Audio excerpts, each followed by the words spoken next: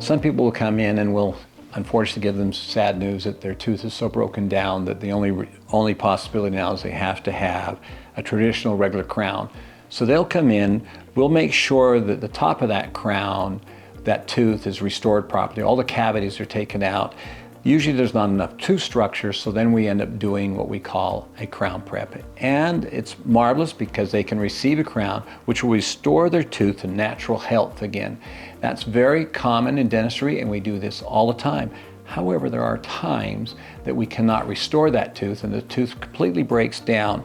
And that's when we'll place an implant into the arch, and then we'll restore onto the implant a tooth.